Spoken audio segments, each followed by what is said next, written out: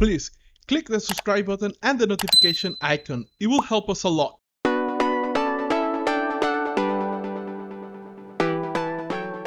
The thing is I'm in complete agreement with you. Sort of what I was talking about is what I experienced with the transition of 2D to 3D, but I haven't worked on projects specifically in virtual reality. I've been invited to several studios and kind of shown the technology and got around to play with it. It is amazing.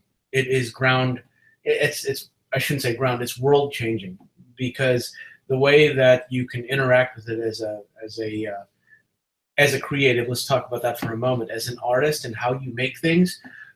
Where technology is growing and excelling is in not just its sophistication, but also that it's understanding we who are using that technology need to find a way that makes it intuitive, makes it fun to create, makes it so that we can remove as many barriers from what's in here to what's out there, to the audience and what's going to live in this space.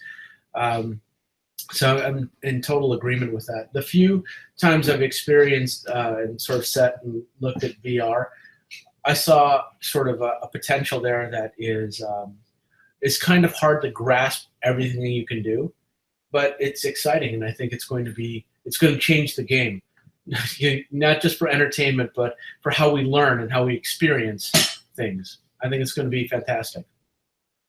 Yeah, I do think as well that virtual reality, even though it's still 10 years away from becoming like this huge deal for everybody, or maybe a little bit more, but definitely when it comes, I think it's going to be like kind of the thing that replaces the internet, many different levels that we will see in the future. Also, on the topic of the people who want to proceed becoming a professional artist, a professional creator, what are the most common mistakes that you see most people making when they are starting out that they are not aware that they are making?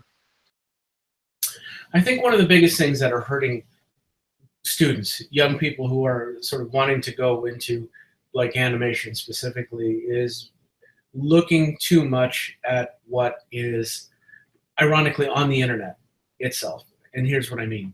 It is in the old days, when you wanted to work in film, in animation or anything, you would learn to draw, you would learn to paint, you would learn composition, you would take classes and learn from teachers who would teach you these fundamental skills. You would also do things like study art history, illustrative history, film history, film photographic composition, film exposure, film, all these things that had to do with the mechanics of making pictures and putting them together and putting them on screen. So you would develop these skills,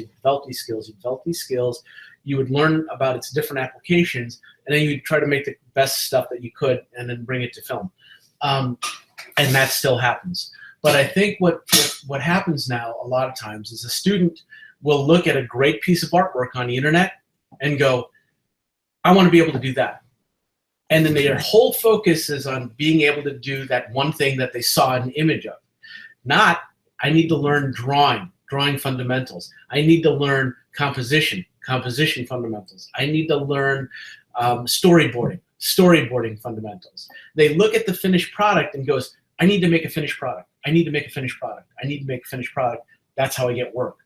Thing is, they've invested all their focus on the finished product, but not the focus on them, developing themselves as an artist that makes the finished product. That's the biggest thing I see, and not that anyone is going about it wrong, but I think sometimes it's like we sort of live in a society now that moves really quick, and we want an instantaneous results. And the thing is that I think that a student needs to pull back a little bit, look at the big picture, look at how other professionals have done it, even young professionals who are achieving success, and they'll probably find that it wasn't a quick, easy way to get there. It was probably a lot of hard work, a lot of actually, I know it's a lot of hard work.